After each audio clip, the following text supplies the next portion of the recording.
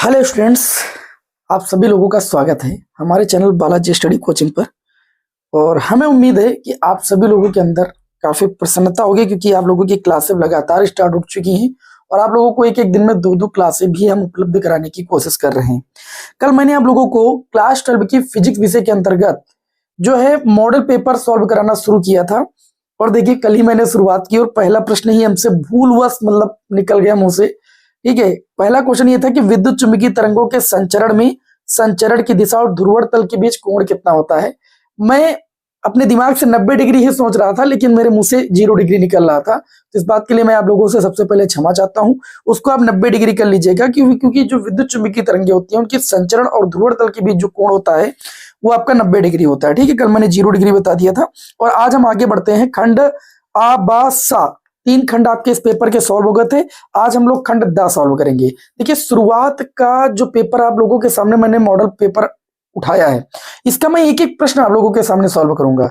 इससे क्या होगा कि जब मैं अगला मॉडल पेपर उठाऊंगा ना, तो उसमें के 2-3 प्रश्न आपको ऐसे जरूर मिलेंगे जो मैं आपको इस पेपर में हल करा चुका हूँ।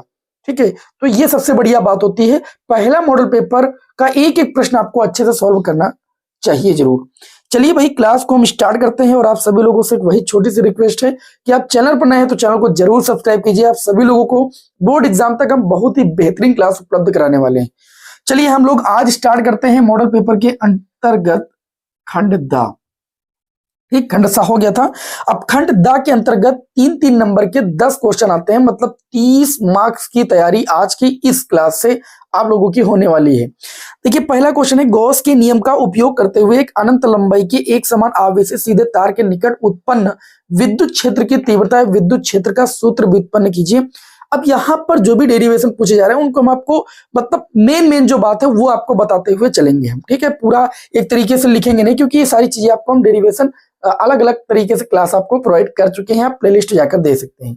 तो देखिए, गॉस की ये हमारा जो होगा, ये क्वेश्चन नंबर होगा 4 का पार्ट। आप हमारे Telegram channel Balaji study motion को टेलीग्राम पर सर्च कर लीजिए। वहां पर आप लोगों को हम जो पेपर सॉल्व करा रहे हैं इसके पीडीएफ भी दे देंगे। हालांकि जो क्वेश्चन सॉल्व कराते हैं वो मैं आपकी स्क्रीन पर लगा देता हूं। ठीक है, अब इसमें गॉस के नियम का उपयोग करते हुए आपको अनंत लंबाई के सीधे आवेशित तार के निकट विद्युत क्षेत्र की तीव्रता निकालनी है। ये गॉस के नियम का अनुप्रयोग है। और गॉस के नियम के 2 अनुप्रयोग बहुत ज्यादा महत्वपूर्ण है, गोली कोस वाला और एक ये वाला। ठीक है, ये दोनों एग्जाम में आते जरूर। और पहले चैप्टर का एक क्वेश्चन और ज्यादा इंपॉर्टेंट है, निरक्षीय स्थिति में विद्युत क्षेत्र की तीव्रता का व्यंजक। ये 3 प्रश्न ऐसे पहले चैप्टर के हैं जो आपके एग्जाम में कोई ना कोई एक जरूर आ जाता है।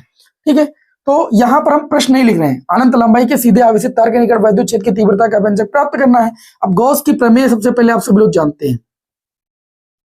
गॉस की प्रमेय हर एक विद्यार्थी जानता है कि गॉस की प्रमेय एक बंद पृष्ठ के लिए लागू होती है। और गॉस की प्रमेय में बताया गया किसी बंद पृष्ठ से होकर गुजरने वाला जो कुल वैद्युत फ्लक्स होता है, जिसको φe से लिखते हैं, वो पृष्ठ द्वारा परिबद्ध आवेश का 1/ε0 गुना होता है। ये गॉस की प्रमेय कहती है। गॉस की प्रमेय का अनुप्रयोग हमें पढ़ना है। अनुप्रयोग से एक हमारे पास एक अनंत लंबाई का या एल लंबाई का एक आवेशित सीधा तार हो गया। इसको हम क्या करते हैं, +q आवेश से आवेशित कर देते हैं। ठीक है, +q आवेश से हमने इसे क्या कर दिया, आवेशित कर दिया। उसके बाद हम चूंकि इस जो ये आपका अनंत लंबाई का आवेशित सीधा तार है, इस पर आवेश एक समान रूप से वितरित है। तो एक समान रूप से वितरित है तो इसका जो रेखीय आवेश घनत्व, यदि रेखीय आवेश घनत्व इसका कितना हो, रेखीय आवेश घनत्व, बहुत ध्यान से समझिएगा, चीजें आप लोगों की पढ़ी है, लैम्डा हो, तो आप लोगों ने रेखीय आवेश घनत्व की परिभाषा से पढ़ा है, लैम्डा बराबर होता है Q/L। अर्थात किसी चालक के प्रति एकांक लंबाई पर जो वितरित आवेश की मात्रा होती है वो क्या कहलाती है, रेखीय आवेश घनत्व कहलाती है। यहां से जब आप Q की वैल्यू निकालोगे तो आपको λL प्राप्त होगी। कितनी प्राप्त होगी, λL। ठीक है, तो हमने जो ये अनंत लंबाई का आवेश सीधा चालक तार लिया था, इसको एक समान रूप से आवेशित किया गया था। इसीलिए अगर माना मैंने इसका रेखीय आवेश घनत्व लैम्डा हो तो लैम्डा बराबर Q/L, ये लैम्डा की परिभाषा होती है रेखीय आवेश घनत्व की। ठीक है, तो Q बराबर λL आ गया। एक छोटा सा रिलेशन आ गया जो कि अभी आगे काम आने वाला है। हम क्या करते हैं, इस आवेशित सीधे चालक तार के चारों ओर एक गॉसियन पृष्ठ की रचना कर लेते हैं। गॉसियन पृष्ठ क्या होता है आप सभी लोग जानते हैं। गॉसियन पृष्ठ जैसी आकृति होती है उसी के हिसाब से गॉसियन पृष्ठ की रचना कर ली जाती है। अब तार जो होता है वो बेलनाकार होता है, इसलिए मैंने बेलनाकार गॉसियन पृष्ठ की रचना कर ली। जो कि देखिए, ये वाला जो बेलनाकार गॉसियन पृष्ठ है, इसकी जो त्रिज्या है वो आपकी स्मॉल r है। कितनी, स्मॉल r है। ठीक है। अब हमको इस पूरे गॉसियन पृष्ठ से होकर गुजरने वाला क्या निकालना है, फ्लक्स निकालना है। तो हम एक बार में लिखेंगे, अलग अलग नहीं निकालेंगे। ठीक, अभी एक बंद गॉसियन पृष्ठ हो गया, इससे गुजरने वाला अगर कुल फ्लक्स हमें चाहिए तो इसके वक्र पृष्ठ से गुजरने वाला जो फ्लक्स होगा और इनके इन दोनों पृष्ठों से होकर गुजरने वाला जो फ्लक्स होगा उसका टोटल कर लेंगे, तो ये गॉसियन पृष्ठ से गुजरने वाला कुल फ्लक्स आपका हो जाएगा। ठीक है, अब निकालेंगे कैसे, बात को ध्यान से समझिएगा। जैसे हमको यहाँ पर इसके ये जो, जैसे मान लीजिए आपके पास मार्कर है, ये बेलनाकारी है। ठीक है, तो ये इसका वक्र पृष्ठ होता है ये वाला, और ऊपर और नीचे वाले दो पृष्ठ भाग हैं, तो दोनों पृष्ठों से भी गुजरने वाला फ्लक्स और वक्र पृष्ठ से गुजरने वाला फ्लक्स, इनका टोटल करेंगे तो इस गॉसियन पृष्ठ से गुजरने वाला कुल फ्लक्स कहलाएगा। ठीक, तो मैं एक लाइन में लिखता हूं और हमको कुल फ्लक्स ही चाहिए। ठीक है, तो लिखेंगे संपूर्ण, अब हिंदी ज्यादा नहीं लिखते हैं ना, संपूर्ण गॉसियन पृष्ठ से होकर गुजरने वाला, गॉसियन पृष्ठ से होकर गुजरने वाला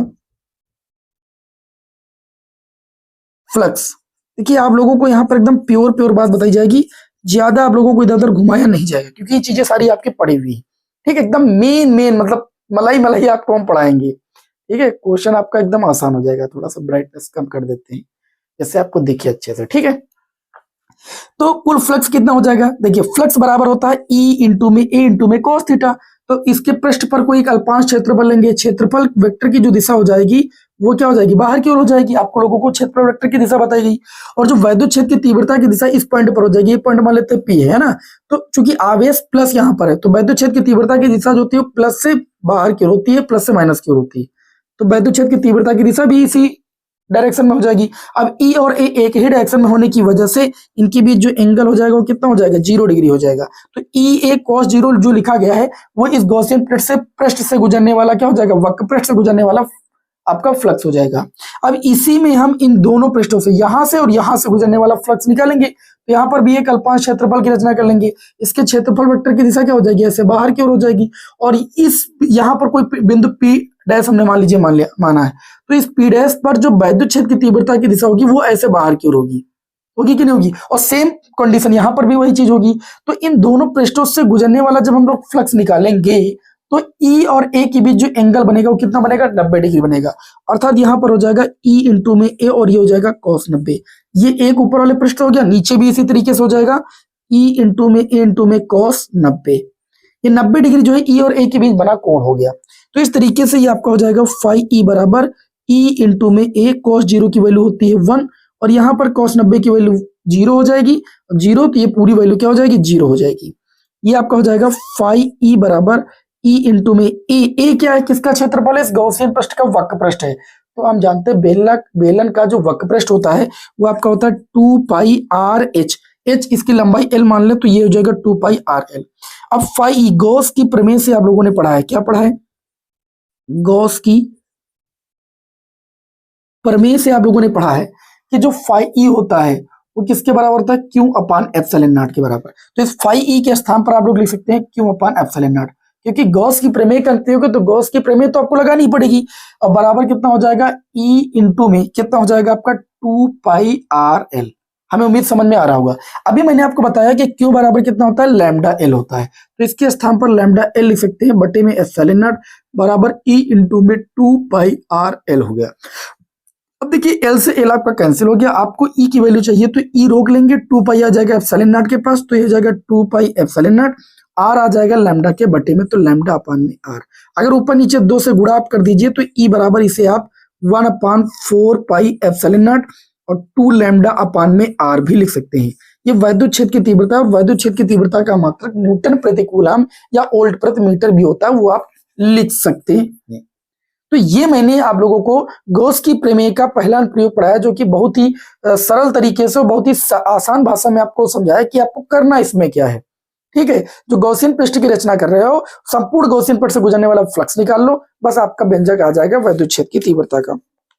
आगे बात करते हैं अब चौथे का, हमें आगे बढ़ना है इस खंड में। चौथे का खापड़, भैया इसमें 10 क्वेश्चन हैं, तो यही खंड आज के क्लास में सॉल्व हो जाए, समझ लीजिए आपका आधा पेपर सॉल्व हो गया। ठीक है, थोड़ा हमने कहा ना कि समय लग सकता है, लेकिन आपको क्लास हम बहुत जल्द प्रोवाइड कर रहे हैं, परेशान ना हो, बहुत जल्द 15 से 20 दिनों में पूरा ये अनसॉल्व पेपर आपका सॉल्व हो जाएगा। देखिए अगला क्वेश्चन है, परावर्तित दूरदर्शी का किरण आरेख खींचिए और इसकी कार्यविधि स्पष्ट कीजिए। तो परावर्तित दूरदर्शी का हम आपके सामने किरण आरेख खींचने जा रहे हैं, इसे मुझे रफ करना पड़ेगा, तभी आपको हम किरण आरेख खींचना बता पाएंगे, और जब किरण आरेख खींचना बता पाएंगे तो कार्यविधि आपको वैसे भी समझ में आ जानी है। ठीक है, तो इसे चलिए भाई रफ करें, इसे रफ कर देते हैं। इसका स्क्रीनशॉट लेना तो ले सकते हैं, ये सबसे आसान भाषा में है। ठीक है, और कल की क्लास आप लोगों ने अगर नहीं की है तो उसको जरूर कर डालिए। अब क्लास आपको लगातार मिलने वाली है, और इस 1.5 महीने में आप लोगों को हम उतना कुछ दे देंगे, ठीक, जितना आप उम्मीद नहीं किए होंगे। पूरे साल दिक्कत रही है तो मैं क्लास आपको नहीं दे पाया, वो बात मैं मानता हूँ, ठीक है, लेकिन आप क्लास आप लोगों को लगातार मिलेगी। चलिए हम लोग यहाँ पर क्या करने जा रहे हैं, खापाड़ सॉल्व करने जा रहे हैं। परावर्ती दूरदर्शी का किरण आरेख बनाया जा रहा है। परावर्ती दूरदर्शी आपको थोड़ा सा बताना चाहेंगे कि जो परावर्ती दूरदर्शी होती है, देखिए बहुत डिटेल से आपको पढ़ना, तो क्लास से पढ़ी हुई, मैं डिटेल से ही यहाँ पर पढ़ा रहा हूँ जो आपके लिए एकदम मेन है। ठीक है, क्योंकि अनसॉल्व पेपर ऐसे ही सॉल्व कराया जाता है। आप परावर्ती दूरदर्शी की बात करिए, परावर्ती दूरदर्शी क्यों आई? देखिए हमारे सिलेबस में तो संयुक्त सूक्ष्मदर्शी है और खगोलीय दूरदर्शी है, जिसको अपवर्ती दूरदर्शी भी कहते हैं। तो जो खगोलीय दूरदर्शी है उसमें गोलीय विपतन का दोष पाया गया था। क्यों? क्योंकि उसमें अभिदृश्यक लेंस का यूज किया गया था। ठीक है, और ये जो परावर्ती दूरदर्शी है ये खगोलीय दूरदर्शी का ही एक क्या है, संशोधित रूप है। ठीक है, और परावर्ती दूरदर्शी में जो अभिदृश्यक लेंस के स्थान पर किसका उपयोग किया गया है? बड़े द्वारक के अवतल दर्पण का उपयोग किया गया है, और इसमें जो प्रतिबिंब है वो दूर स्थित वस्तु का प्रतिबिंब हमें चमकीला प्राप्त होता है। ठीक है, इसलिए परावर्ती दूरदर्शी आई। इसका देखिए किरण आरेख हम लोग बनाएंगे। इसमें अभिदृश्यक लेंस के स्थान पर किसका प्रयोग किया गया? एक बड़े द्वारक के अवतल दर्पण का उपयोग किया गया। ये ऐसे आपका अवतल दर्पण मैंने आपके सामने बना दिया, और ये अवतल दर्पण की हो गई मुख्य अक्ष। ठीक है, ये अवतल दर्पण के उभरे हुए भाग पर होगा भैया पेंट की कलाई, क्योंकि दर्पण के भाग पर पेंट की कलाई होती है। अब चूंकि दूर स्थित वस्तु का प्रतिबिंब देखना, तो कोई वस्तु अगर दूर स्थित होगी, ध्यान से समझिए, कोई वस्तु अगर दूर स्थित होगी मतलब अनंत पर स्थित होगी, और अनंत पर स्थित वस्तु का जो वस्तु से चलने वाली जो किरणें होती है वो समांतर होती हैं। तो अनंत से चलने वाली ये 2 किरणें आपके समांतर आ गई, वहां से ऐसे आ गई भैया। समझ पा रहे मेरी बात को? अब ये किरणें क्या करेंगे भाई, ऐसे परावर्तक तल पर पड़ेंगे और ये ऐसे वापस हो जाएंगी, और ये ऐसे वापस हो जाएगी। दोनों किरणें जहां पर एक दूसरे को काटेंगी, वो जो तल होता है वो कहलाता है आपका फोकस। किसका? इस दर्पण का। लेकिन ऐसा प्रोसेस होता नहीं, क्यों? क्योंकि इसके बीच में हम लोग लगा देते हैं यहाँ पर एक दर्पण। और कैसा दर्पण लगा देते हैं? हम लोग लगा देते हैं समतल दर्पण। ठीक है, ये फोकस पर फोकसित होने से पहले ही इसके आगे 45 डिग्री के कोण पर झुका होता है एक समतल दर्पण। ये मिरर मान लीजिए M1, ये मिरर M2 है, 45 डिग्री के कोण पर झुका होता है। तो ये जो किरणें आती हैं ये परावर्तन के पश्चात किससे टकराती हैं? समतल दर्पण से टकराती हैं, और समतल दर्पण से टकराने के पश्चात ये दोनों किरणें एक दूसरे को जहां पर काटती हैं वहां पर बनता है प्रतिबिंब। और ये जो प्रतिबिंब बनता है ये वास्तविक और उल्टा बनता है। कैसा प्रतिबिंब बनता है? वास्तविक और उल्टा। ये किरणें अर्थात हम कह सकते हैं ये किरणें आगे चल के मिलती नहीं है, लेकिन ये मिलती भी प्रतीत हो सकती है, ऐसा आप दिखा सकते हैं। अब यहां पर जो नली होती है, नली के दूसरे सिरे पर लगा होता है एक नेत्रिका लेंस। ये नेत्रिका लेंस की हो गई भैया मुख्य अक्ष। क्या हो गया भाई? मुख्य अक्ष हो गई। थोड़ा सा ज्यादा नीचे हो गई है, इसको आप सही कर लीजिएगा। ठीक है, क्योंकि हम मार्कर से बनाएंगे एक आधी बार, थोड़ा सा गलती हो सकती है हल्का फुल्का। ये नेत्रिका लेंस हो गया, इसको आई लेंस बोलते हैं, इसलिए इसको ई से लिखा जाता है। ठीक है, अच्छा, ये जो वस्तु, ये जो हमारा प्रतिबिंब बना है आई डैश, ये प्रतिबिंब इस नेत्रिका लेंस के प्रकाशिक केंद्र, ठीक, और इसका जो फोकस होता है उसके बीच में बनता है। अब आप लोगों ने उत्तल लेंस की 6वीं स्थिति, बड़ी उत्तल लेंस द्वारा प्रतिबिंब बनने की 6वीं स्थिति, कि जब वस्तु लेंस के फोकस और प्रकाशिक केंद्र के बीच होती है तो इससे चलने वाली पहली किरण मुख्य अक्ष के समांतर जाती है और मुख्य फोकस से होकर जाती है, और दूसरी प्रकाशिक केंद्र से होकर जाती है। इन दोनों किरणों को आगे बढ़ाने पर ये दोनों किरणें जिधर वस्तु होती है उधर की ओर ही मिलती हैं, और इस स्थिति में जो प्रतिबिंब होता है वो आभासी सीधा और वस्तु से बड़ा बनता है। अब जब इस अवतल दर्पण द्वारा जो ये प्रतिबिंब बना है, ये प्रतिबिंब इस नेत्रिका लेंस के प्रकाशिक केंद्र और फोकस के बीच में स्थित होता है, और इसके लिए ये आभासी वस्तु का कार्य करता है। तो इससे चलने वाली किरण ऐसे जाती है मुख्य अक्ष के समांतर, और ये ऐसे फोकस की ओर झुक जाती है, और दूसरी जो होती है वो प्रकाशिक केंद्र से होकर जाती है। इन दोनों किरणों को जब हम आगे बढ़ाएंगे ऐसे, तो दोनों किरणें कहीं पर आगे काटेंगी। ठीक है, और जहां पर काटेंगे वहां पर वस्तु का जो प्रतिबिंब बनेगा आई डबल डैश, मतलब ये जो प्रतिबिंब बनेगा ये आभासी बनेगा, सीधा बनेगा और वस्तु से बड़ा बनेगा। तो आभासी, सीधा और वस्तु का बड़ा प्रतिबिंब प्राप्त करने के लिए और चमकीला प्रतिबिंब प्राप्त करने के लिए ही हम किसका उपयोग करते हैं? परावर्ती दूरदर्शी का प्रयोग करते हैं। परावर्ती दूरदर्शी में गोली विघटन का दोष नहीं पाया जाता है। एक क्वेश्चन एग्जाम में और कई बार पूछा गया है कि परावर्ती दूरदर्शी की कोई दो विशेषताएं बताइए।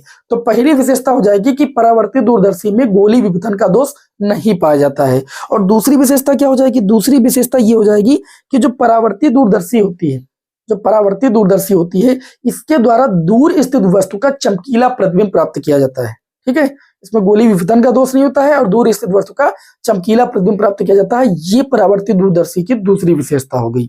बताइए सभी को किरण आरेख समझ में आ गया होगा। और अगर बहुत ज्यादा डिटेल से पढ़ना है तो मैंने इसको बहुत अच्छे तरीके से समझाया भी, आप देख सकते हैं। ठीक है, अच्छा, जो आवर्धन क्षमता होती है परावर्ती दूरदर्शी की, वो वही होती है जो आपकी अपवर्ती दूरदर्शी की होती है। इसमें आवर्धन क्षमता का व्यंजक आपको निकालना ही नहीं होता है। कार्यविधि लिखना तो आप लिख सकते हैं कि परावर्ती दूरदर्शी में अभिदृश्यक लेंस के स्थान पर एक बड़ी फोकस दूरी और बड़े द्वारक का अवतल दर्पण उपयोग में लाया जाता है। दूर स्थित वस्तु चलने वाली किरणें जो होती हैं वो समांतर आ रही होती हैं। दर्पण पर परावर्तन के पश्चात मुख्य फोकस पर फोकसित होने से पहले 45 डिग्री के कोण पर रखे समतल दर्पण से टकरा करके वस्तु का प्रतिबिंब आई डैश पर बनाती है। ये जो दूर स्थित वस्तु का प्रतिबिंब वास्तविक उल्टा और वस्तु से छोटा बनाती है। ये प्रतिबिंब नेत्रिका लेंस के लिए आभासी वस्तु का कार्य करता है और नेत्रिका लेंस के प्रकाशिक केंद्र और फोकस के बीच में स्थित होता है, जिससे नेत्रिका लेंस इस वस्तु का प्रतिबिंब आभासी सीधा और वस्तु से बड़ा बनाता है। ये इसकी कार्यविधि हो गई, ऐसे आपको लिखना है। ठीक है, अब आप लोगों को कार्यविधि तो यहाँ पर नहीं लिखा सकते हैं, आप हमारे चैनल पर चले जाइए, आपको मिल जाएगा, कोई दिक्कत वाली बात नहीं है। मैंने इतना आसान आपको समझा दिया है कि आप वैसे भी लिख सकते हैं। तो ये 3 नंबर में क्वेश्चन आया था कि परावर्ती दूरदर्शी का किरण आरेख खींचिए, इसकी कार्यविधि। तो किरण आरेख खींच दिया मैंने, कार्यविधि आपको बता दी।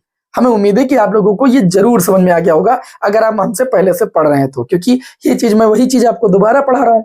ठीक है, तो अच्छा लग रहा होगा। चलिए इसको रब करें भाई, और हम बढ़ते हैं गा पार्ट की ओर। अब गा पार्ट को यहीं पर सॉल्व कर लेते हैं, उसके बाद आगे बढ़ते हैं। गा पार्ट में मैं आपको चीज बता दूं, देखिए फैराडे साहब ने पदार्थों को क्या किया, उनके गुणों के आधार पर कई भागों में बांट दिया, जैसे प्रतिचुंबकी, अनुचुंबकी और लवचुंबकी। पदार्थों को 3 भागों में बांट दिया। अब उन्हीं पदार्थों को हम यहाँ पर पढ़ने जा रहे हैं। इन्होंने सबसे पहले कहा है कि अनुचुंबकी पदार्थों के बारे में बताइए, व्याख्या करना है अनुचुंबकी पदार्थ क्या होते हैं, है ना। मैं आपको इतना आसान बताने वाला हूं कि आप सोच भी नहीं सकते। देखो अनुचुंबकी में अनु लगा, अनु का मतलब आकर्षित, थोड़ा सा आकर्षित। देखिए मेरी बात को समझिए। उसके बाद एक होता है प्रतिचुंबकी। मेरी बात को ध्यान से सुनिए, कॉपी पेन हाथ में लेकर बैठिए।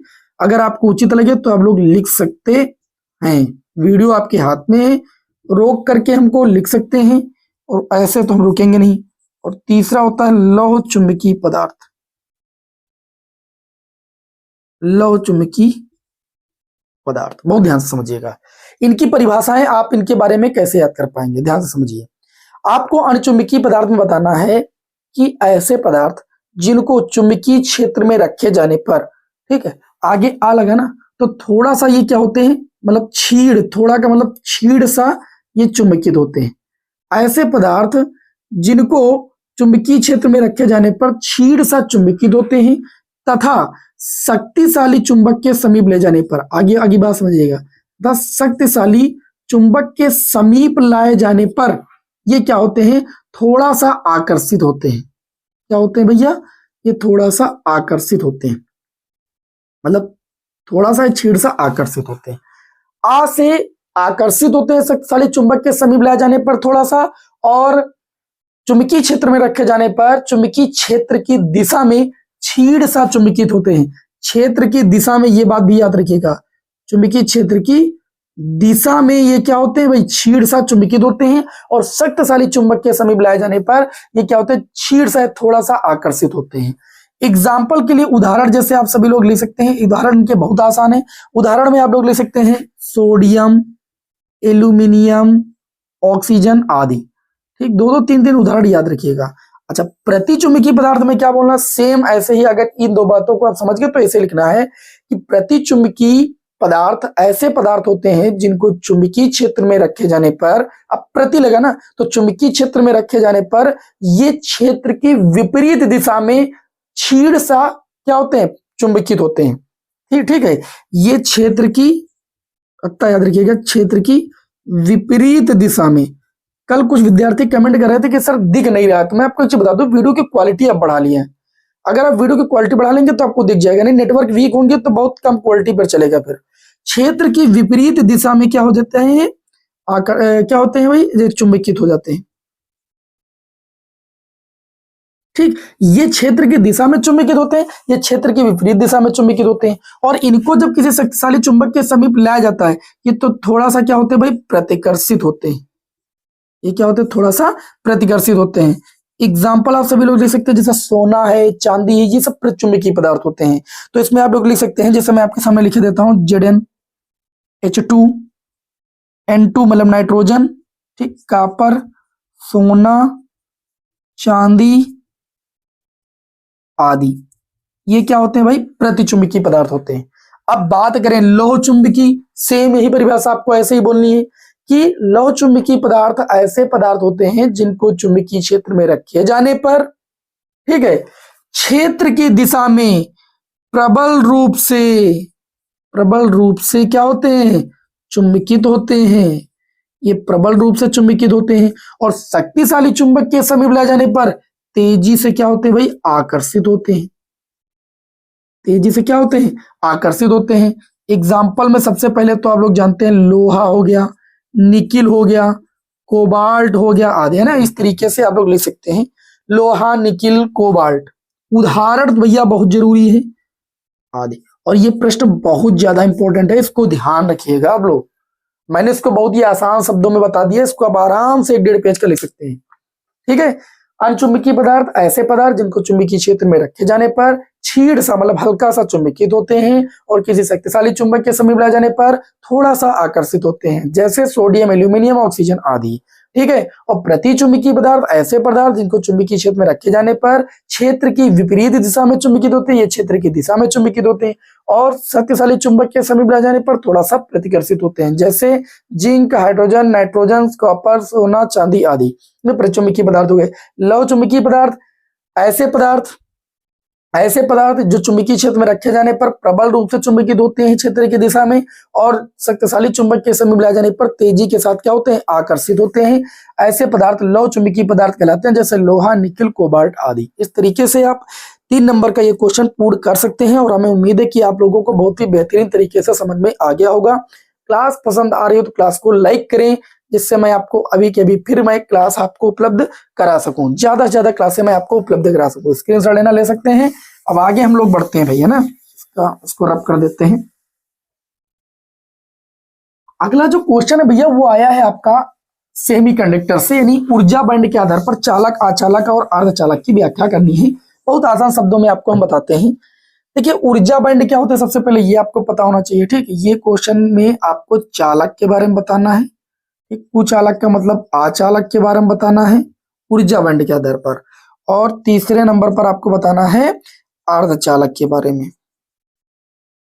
बहुत आसान भाषा में आपको बता रहे हैं, ठीक है, ध्यान से समझिएगा आप लोग। देखिए सबसे पहले तो देखिए ऊर्जा बैंड क्या होता है। देखिए मैं आपको बता दूं कि जब किसी ठोस की रचना होती है तो परमाणुओं से मिलकर किसी ठोस की रचना होती है, और जब परमाणु मिलकर के किसी ठोस की रचना करते हैं तो परमाणुओं के बीच अन्योन क्रियाएं होती हैं। अन्योन क्रियाओं के होने की वजह से उनकी ऊर्जा स्तर में क्या आता है, विक्षोभ उत्पन्न हो जाता है और वह ऊर्जा स्तर जो होता है एक बैंड का रूप ले लेता है, जिसे हम ठोसों में ऊर्जा बैंड कहते हैं या ऊर्जा बैंड के नाम से जानते हैं। और ये ठोसों में ऊर्जा बैंड 2 प्रकार के होते हैं, एक होता है संयोजी बैंड और एक होता है चालन बैंड, ठीक। और संयोजी और चालन बैंड को ही बताते हुए आपको चालक, अचालक और अर्धचालक की व्याख्या करनी है। मैं आपको बता दूं, जैसे चालक में आपको लिखना है तो चालक में आप बनाएंगे एक चालन बैंड, ये आपका ऐसे चालक बैंड बनेगा, और ये आप ऐसे बनाएंगे संयोजी बैंड। संयोजी बैंड को थोड़ा सा अलग से दिखा दीजिएगा, ये संयोजी बैंड हो जाएगा और ये आपका चालन बैंड हो जाएगा। तो जब आपको चालक की परिभाषा लिखनी होगी तो आप कहेंगे चालक ऐसे पदार्थ होते हैं जिनमें विद्युत धारा का प्रवाह आसानी के साथ सुगमता पूर्वक किया जा सकता है, जैसे लोहा, चांदी। इस तरीके से जो धातुएं होती हैं इसमें विद्युत धारा का प्रवाह सुगमता पूर्वक किया जा सकता है, ऐसे पदार्थ क्या कहलाते हैं, चालक। जबकि ऊर्जा बैंड के आधार पर अगर हम चालक की परिभाषा की बात करेंगे तो ऊर्जा बैंड के आधार पर जो चालक होते हैं वो वे पदार्थ होते हैं जिनके जो चालन बैंड होते हैं या हम कह सकते हैं जो संयोजी बैंड होते हैं वो इलेक्ट्रॉनों से पूर्ण रूप से क्या होते हैं, भरे होते हैं। और इनके चालन बैंड और संयोजी बैंड के बीच जो ये गैपिंग होती है जिसको हम एनर्जी गैपिंग बोलते हैं, हिंदी में निषिद्ध ऊर्जा अंतराल या वर्जित ऊर्जा अंतराल बोलते हैं। क्या बोलते हैं, वर्जित ऊर्जा अंतराल के नाम से भी इसे जाना जाता है। तो ये जो चालक पदार्थ होते हैं, चालक पदार्थों में जो एनर्जी गैपिंग होती है वो क्या होती है, लगभग नगण्य के बराबर होती है। कितनी होती है, लगभग नगण्य होती है। तो ऊर्जा बैंड के आधार पर आप बताएंगे इनके जो चालक ऐसे पदार्थ होते हैं जिनके संयोजी बैंड क्या होते हैं, इलेक्ट्रॉनों से पूर्णतया भरे होते हैं, और इनके चालन बैंड और संयोजी बैंड के बीच जो एनर्जी गैपिंग होती है वो क्या होती है, नगण्य होती है। अच्छा, अचालक पदार्थ क्या होते हैं, अचालक ऐसे पदार्थ होते हैं जिनमें विद्युत धारा का प्रवाह सुगमता पूर्वक नहीं किया जा सकता है, अर्थात इसमें धारा प्रवाहित नहीं की जा सकती है। ऐसे पदार्थ हमारे अचालक कहलाते हैं, जैसे प्लास्टिक हो गया, ठीक है, रबड़ हो गई, कागज हो गया। इस तरीके से ऐसे पदार्थ होते हैं जिनमें विद्युत धारा का प्रवाह सुगमता पूर्वक नहीं किया जा सकता है। लेकिन ऊर्जा बैंड के आधार पर अगर हम बात करें तो ऊर्जा बैंड के आधार पर बताया गया कि इनके जो संयोजी बैंड होते हैं वो तो पूर्ण रूप से भरे होते हैं, ठीक, लेकिन जो चालन बैंड होते हैं वो क्या होते हैं, आपके थोड़ा सा खाली होते हैं या पूर्ण रूप से खाली होते हैं। जो चालक बैंड होते हैं इसमें पूर्ण रूप से खाली होते हैं, जो संयोजी बैंड होते हैं वो पूर्ण रूप से भरे होते हैं। ये होता है हमारा संयोजी बैंड, ठीक, और ये होता है हमारा चालन बैंड। लेकिन इनके बीच जो एनर्जी गैपिंग होती है, थोड़ा ध्यान दीजिएगा, इनके बीच जो ये एनर्जी गैपिंग होती है बहुत ज्यादा होती है। यानी जो ईजी होती है वो होती है लगभग कितने होता है, वो आपका होता है 3 इलेक्ट्रॉन वोल्ट से भी ज्यादा होती है, ठीक। इनके बीच चालन बैंड और संयोजी बैंड के बीच जो एनर्जी गैपिंग होती है वो बहुत अधिक 3 इलेक्ट्रॉन वोल्ट से भी अधिक होती है, ठीक है। तो ऊर्जा बैंड के आधार पर आप बोल सकते हैं कि ऐसे अचालक ऐसे पदार्थ होते हैं, इसको कुचालक भी बोलते हैं, ऐसे पदार्थ होते हैं ऊर्जा बैंड के आधार पर कुचालक जिनके संयोजी बैंड तो पूर्ण रूप से भरे होते हैं, लेकिन चालन बैंड क्या होते हैं, पूर्ण रूप से खाली होते हैं। और इनके बीच वर्जित ऊर्जा अंतराल जो होता है वो बहुत अधिक 3 इलेक्ट्रॉन वोल्ट से अधिक होता है, ठीक है। अब बात करें यहाँ पर अर्धचालक, तो अर्धचालक ऐसे पदार्थ होते हैं जिनकी जो चालकता होती है वो चालक और अचालक पदार्थों के मध्य होती है। अर्धचालक का मतलब ये ऐसे पदार्थ जिनकी चालकता चालक और अचालक पदार्थों के मध्य होती है, जैसे जर्मेनियम और सिलिकॉन, ये शुद्ध अर्धचालक माने गए हैं। और अगर ऊर्जा बैंड के आधार पर बात करें तो ऊर्जा बैंड के आधार पर जो चालक बैंड होते हैं, चालन बैंड होते हैं, और जो संयोजी बैंड होते हैं, संयोजी बैंड और चालन बैंड के बीच जो वर्जित ऊर्जा अंतराल होता है, देखो एक चीज बता दें आपको, जो इसमें संयोजी बैंड होता है, ठीक, या तो ये पूर्ण रूप से भरे होते हैं या थोड़ा सा रिक्त होते हैं, और जो चालन बैंड होते हैं या तो ये पूर्ण रूप से खाली होते हैं तो थोड़ा सा भरे होते हैं। इनके बीच जो एनर्जी गैपिंग होती है वो लगभग 1.1 इलेक्ट्रॉन वोल्ट होती है। कितनी होती है, 1.1 इलेक्ट्रॉन वोल्ट होती है। तो आप बता सकते हैं कि अर्धचालक ऐसे पदार्थ होते हैं, अर्धचालक ऐसे पदार्थ होते हैं जिनकी वैद्युत चालकता चालक और अचालक पदार्थों के मध्य होती है, जैसे जर्मेनियम और सिलिकॉन। ऊर्जा बैंड के आधार पर अगर हम बात करें तो ऊर्जा बैंड के आधार पर जो संयोजी बैंड होते हैं या तो पूर्ण रूप से भरे होते हैं या थोड़ा सा खाली होते हैं, और चालन बैंड पूर्ण रूप से खाली होते हैं या थोड़ा सा भरे होते हैं। इनके बीच जो एनर्जी गैपिंग होती है, जो वर्जित ऊर्जा अंतराल होता है, निषिद्ध ऊर्जा अंतराल जो होता है वो लगभग 1.1 इलेक्ट्रॉन वोल्ट होता है। ये बात आपकी हो गई ऊर्जा बैंड के आधार पर। तो इस तरीके से 3 चित्रों के माध्यम से आप ऊर्जा बैंड के आधार पर चालक, अचालक और अर्धचालक की व्याख्या बहुत अच्छी तरीके से कर सकते हैं। ये बहुत आसान क्वेश्चन है, कभी कभी इस क्वेश्चन को 5 नंबर में भी पूछा गया है, मैंने देखा है, ठीक है। तो इस क्वेश्चन को आप तैयार कर सकते हैं। चुंबकीय अनिचुंबकीय पदार्थ भी बहुत आसान था, ये भी आप लोगों को तैयार हो गया होगा, ऐसी हम उम्मीद और आशा आप लोगों से करते हैं। चलिए भाई अब आगे बढ़ा जाए। मजा आ रहा है आप लोगों को? बिल्कुल मजा आ रहा होगा, और हम सारे क्वेश्चन सोल्व कराएंगे, भरोसा रखिए मेरे ऊपर। देखिए अगला जो क्वेश्चन है अंगा पार्ट, ठीक है, अंगा पार्ट में ये पूछा गया है कि स्वप्रेरकत्व पहले क्या है, ये बताइए। मैं स्वप्रेरकत्व की ऐसी परिभाषा आपको बताऊंगा। स्वप्रेरकत्व को हम स्वप्रेरण गुणांक बोलते हैं। स्वप्रेरकत्व या स्वप्रेरण गुणांक, इसे क्या बोलते हैं भाई? स्वप्रेरण गुणांक। स्वप्रेरकत्व या इसे स्वप्रेरण गुणांक कहते हैं। मैं आपको एक चीज बता दूं, स्वप्रेरण की घटना आप लोगों ने पढ़ा कि जब किसी कुंडली से बद्ध चुंबकीय फ्लक्स में परिवर्तन होता है तो स्वयं उसी कुंडली में क्या उत्पन्न हो जाता है? प्रेरित वैद्युत वाहक बल उत्पन्न हो जाता है, और ये घटना क्या कहलाती है? स्वप्रेरण की घटना कहलाती है। क्या कहलाती है भाई? स्वप्रेरण। जब किसी कुंडली से बद्ध चुंबकीय फ्लक्स में परिवर्तन होता है तो स्वयं उसी कुंडली में एक प्रेरित वैद्युत वाहक बल उत्पन्न हो जाता है, जिससे उसमें एक धारा बहने लगती है जिसे हम प्रेरित धारा कहते हैं, और इस घटना को हम स्वप्रेरण कहते हैं। स्वप्रेरण की घटना पर आधारित युक्ति को आप चौक कुंडली बोल सकते हैं। चौक कुंडली जो होती है वो स्वप्रेरण की घटना पर आधारित होती है। और अन्योन प्रेरण इसी तरीके से पढ़ा है कि जब पास दो कुंडलियां रखी हो और एक कुंडली में हम क्या करें भाई, चुंबकीय फ्लक्स में परिवर्तन करें, तो पास रखी दूसरी कुंडली में क्या उत्पन्न हो जाए, एक प्रेरित वैद्युत वाहक बल उत्पन्न हो जाए, जिसकी वजह से उसमें प्रेरित धारा बहने लगे। तो यह घटना कहलाती है अन्योन प्रेरण। और अन्योन प्रेरण के सिद्धांत पर कौन कार्य करता है, ट्रांसफार्मर कार्य करता है। आप लोगों को पता होना चाहिए। लेकिन यहां पर ना तो स्वप्रेरण आपसे पूछा गया है और ना तो अन्योन प्रेरण पूछा गया है। यहां पर पूछा गया स्वप्रेरकत्व तो क्या होता है या स्वप्रेरण गुणांक क्या होता है। मैं आपको एक चीज बता दूं, किसी कुंडली में जो चुंबकीय फ्लक्स ग्रंथिकाओं की संख्या होती है एन डेल्टा फाई होती है, वो उस कुंडली में प्रवाहित धारा आई के क्या होती है, समानुपाती होती है। तो एन डेल्टा फाई बराबर आपका हो जाएगा, इसको आप डेल्टा आई ले सकते हैं, यानी धारा परिवर्तन के क्या होती है, बराबर होती है। अच्छा, समानुपाती का चिन्ह हटाएंगे तो यहाँ पर एक नियतांक आ जाता है और नियतांक को बोलते हैं स्वप्रेरकत्व या स्वप्रेरण गुणांक, जिसको हम सभी लोग एल से लिखते हैं। तो एल की वैल्यू निकालेंगे तो ये हो जाएगा एन डेल्टा फाई और बटे में कितना हो जाएगा, डेल्टा आई। अब चूंकि आप लोगों ने फैराडे के नियम से पढ़ा है, क्या आप लोगों ने पढ़ा है, फैराडे के नियम से आप लोगों ने एक चीज पढ़ी है, फैराडे के नियम से पढ़ा है कि जो प्रेरित वैद्युत वाहक बल होता है वो माइनस का N delta phi by delta T के बराबर होता है। अर्थात अगर एन डेल्टा फाई की वैल्यू निकाले तो हम लोग ई इंटू में डेल्टा टी लिख सकते हैं, डेल्टा टी इधर आ जाएगा। तो ये वैल्यू जब यहां पर रखेंगे तो ये आ जाएगा एल बराबर एन डेल्टा फाई के स्थान पर ई इंटू में डेल्टा टी लिखा जा सकता है, नीचे आपका डेल्टा आई है। तो एल बराबर आ जाएगा ई अपान में डेल्टा आई अपान में कितना हो जाएगा, डेल्टा टी, क्योंकि जो चीज ऊपर है वो हमेशा बट्टे में रही होगी तभी ऊपर गई।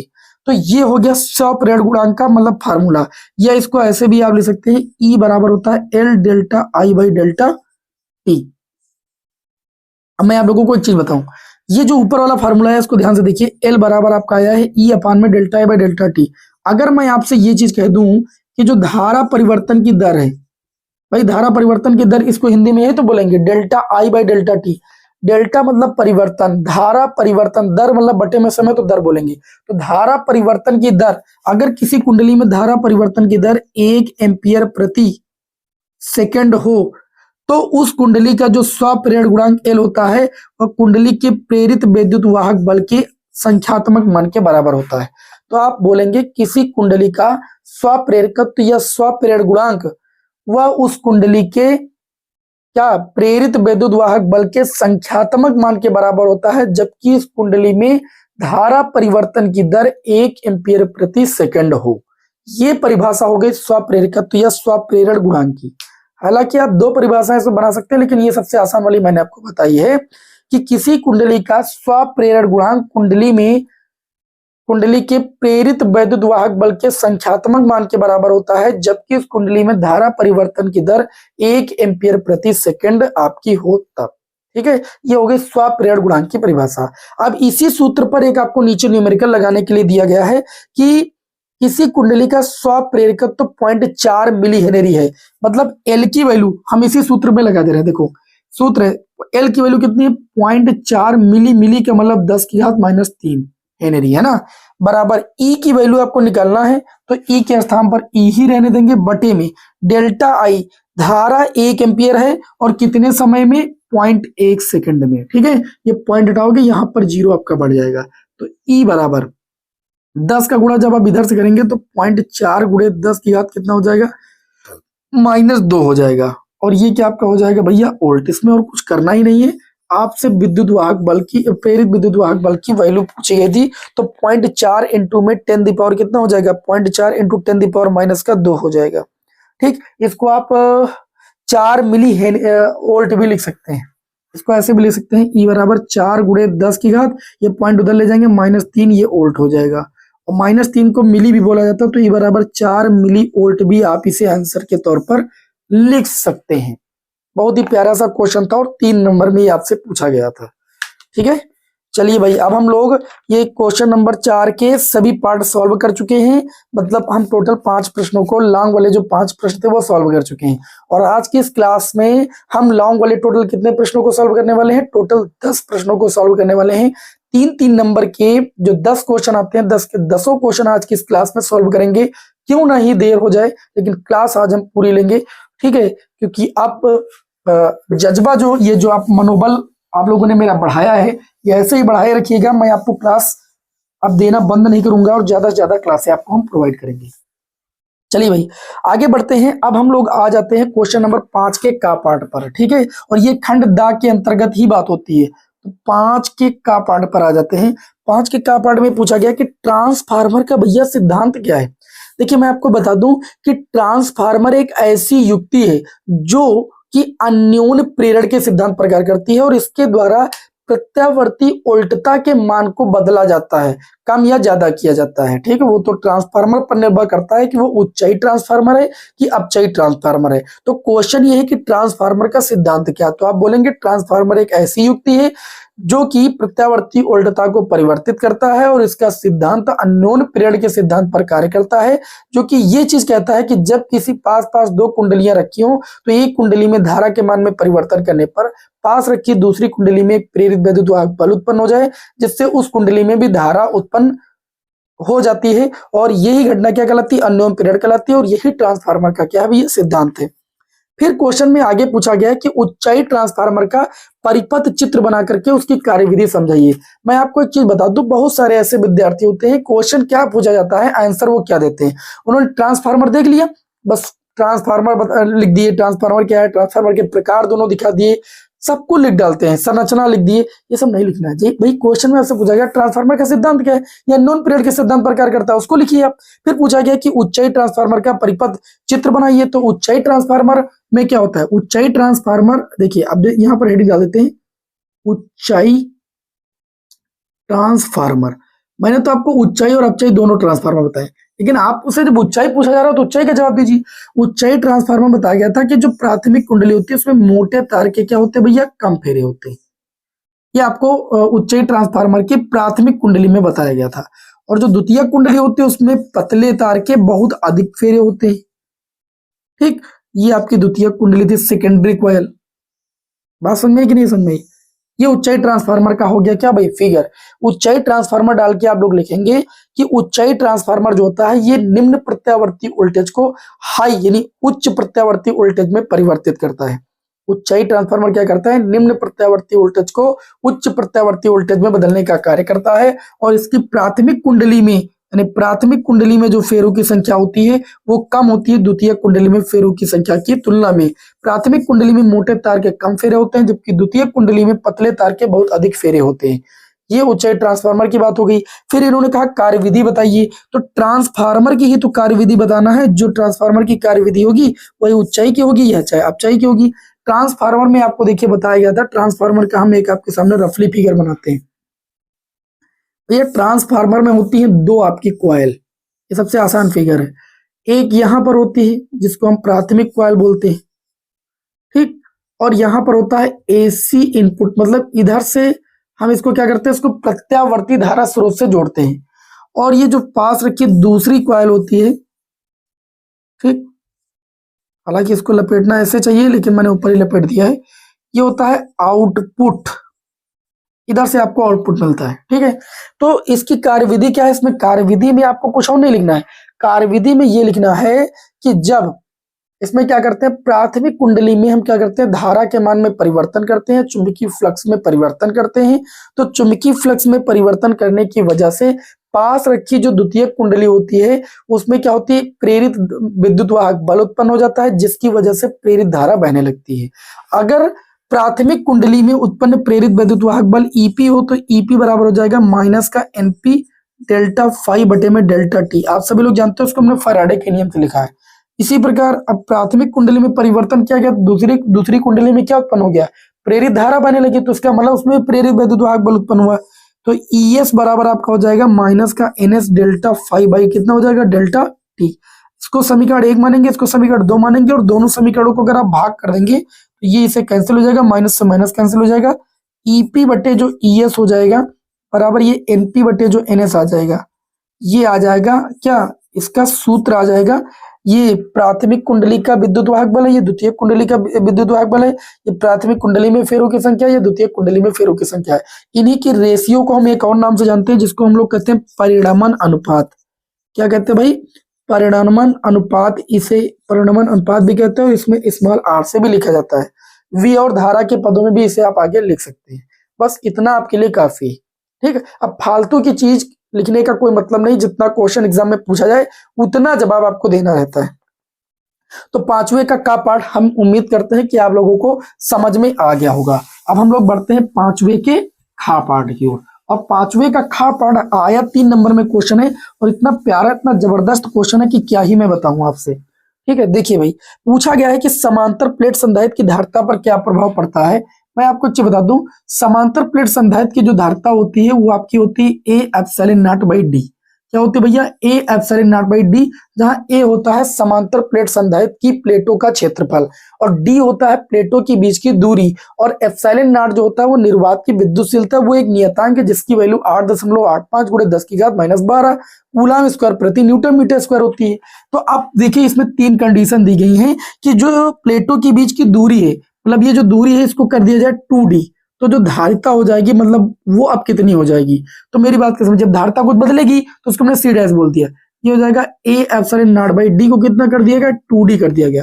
तो इसको क्या हम 1/2 A epsilon not by D को कितना ले सकते हैं? सी। अर्थात जो इस स्थिति में धारिता हो जाएगी वो पहली धारिता की कितनी हो जाएगी भैया? आधी हो जाएगी। पहली प्रश्न का जवाब हो गया।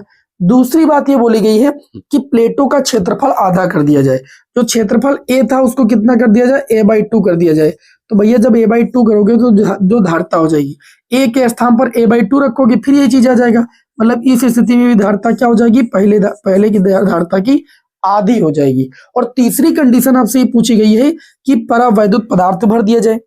भाई परावैद्युत पदार्थ भरोगे तो उसका कुछ ना कुछ परावैद्युतांक होगा, और जब परावैद्युत पदार्थ भरोगे तो जो धारिता हो जाएगी वो के ए एप्सिलॉन नॉट बाई कितनी हो जाती है? डी हो जाती है, जहां के जो होता है परावैद्युत पदार्थ का परावैद्युतांक होता है। अर्थात इस स्थिति में जो धारिता हो जाती है वो पहले की धारिता की कितनी गुना हो जाती है? के गुना हो जाती है, यानी परावैद्युतांक जितना होता है उसके गुने के बराबर हो जाती है, अर्थात धारिता का मान बढ़ जाता है।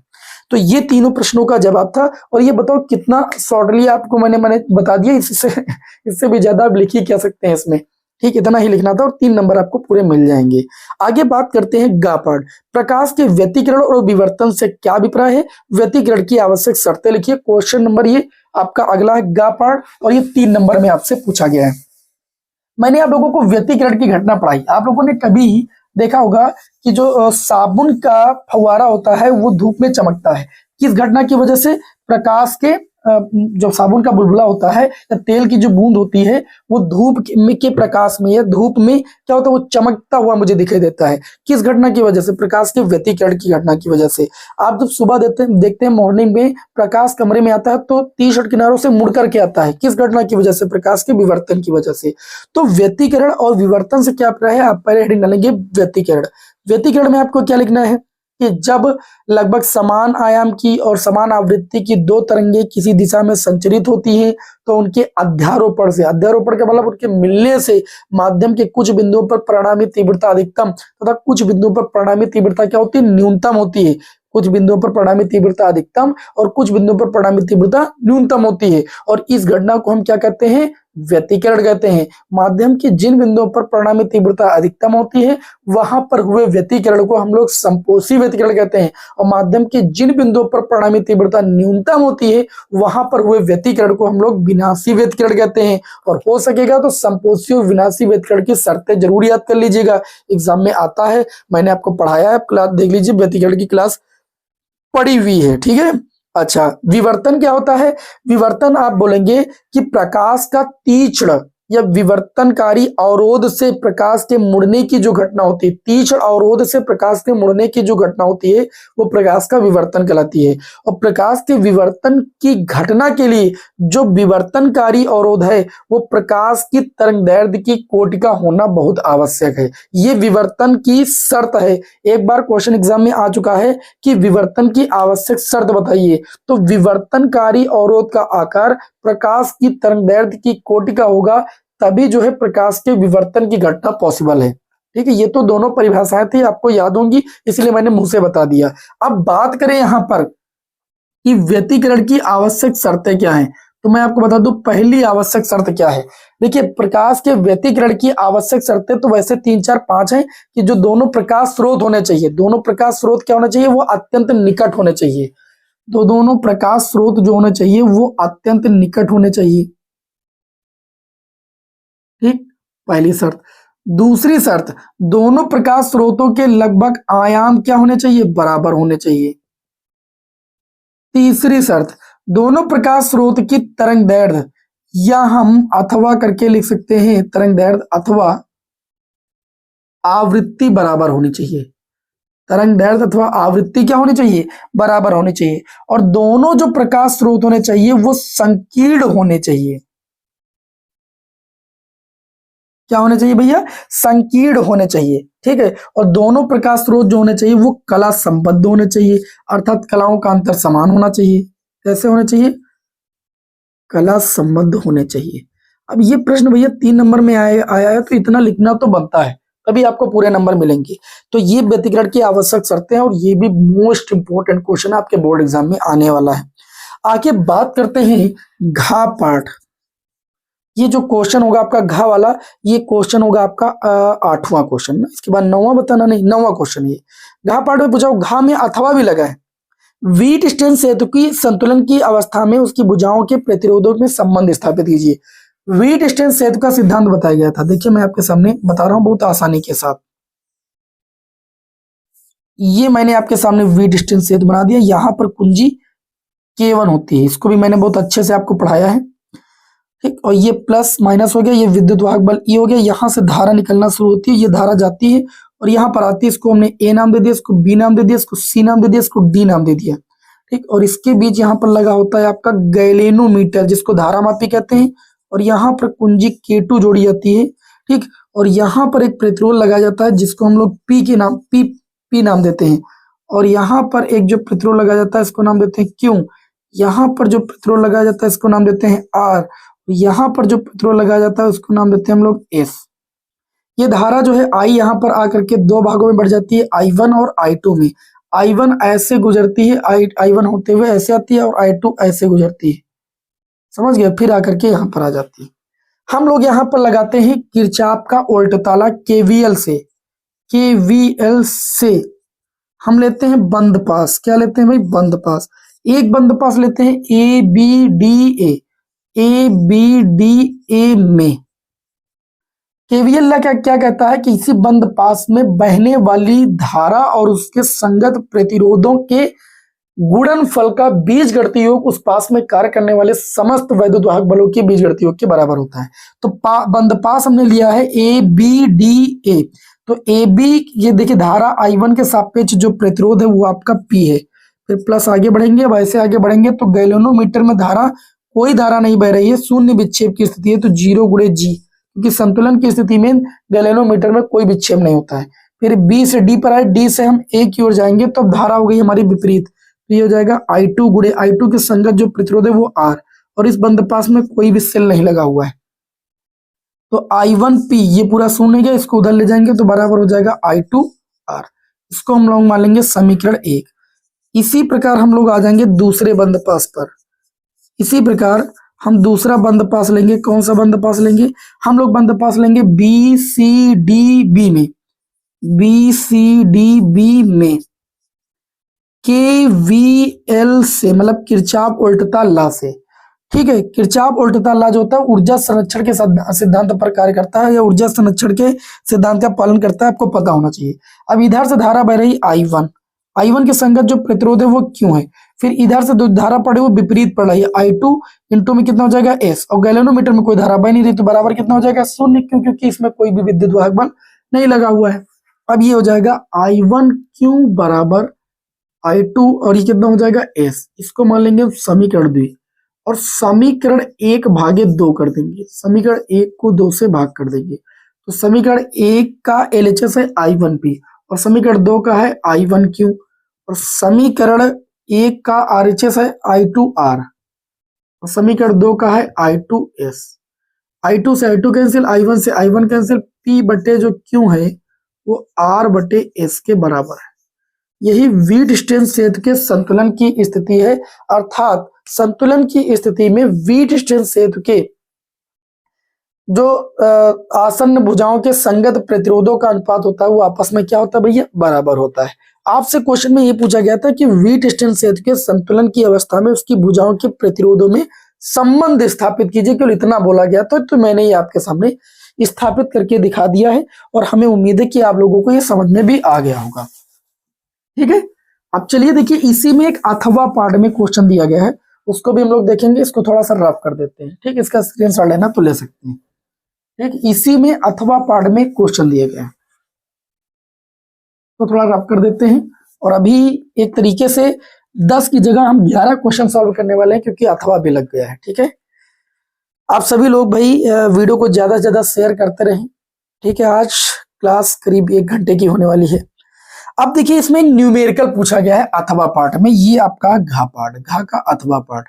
इसमें ये कहा गया है कि एक ही धातु के अगर बात की जा रही है तो इसका मतलब विशिष्ट प्रतिरोध बराबर होगा, सेम होगा। एक ही धातु के 3 तारों की लंबाइयों का अनुपात, मतलब L1 अनुपात L2 अनुपात L3, वो आपको दिया गया है 3:2:1। और द्रव्यमानों का अनुपात दिया गया है M1 अनुपात M2 अनुपात M3। द्रव्यमानों का अनुपात दिया गया है 1:2:3। उन तारों के प्रतिरोधों का अनुपात चाहिए। तो मैं देखिए आप लोगों को बता दूं, आप लोगों को पता होगा, वी नो दैट, आप लोगों को क्या पता है कि जो R बराबर होता है वो रो L बटे में किसके बराबर होता है, A के। ठीक, तथा आप लोग ये भी जानते हैं कि V बराबर जो आयतन होता है वो A इंटू L के बराबर होता है, या A बराबर V बटे L होता है।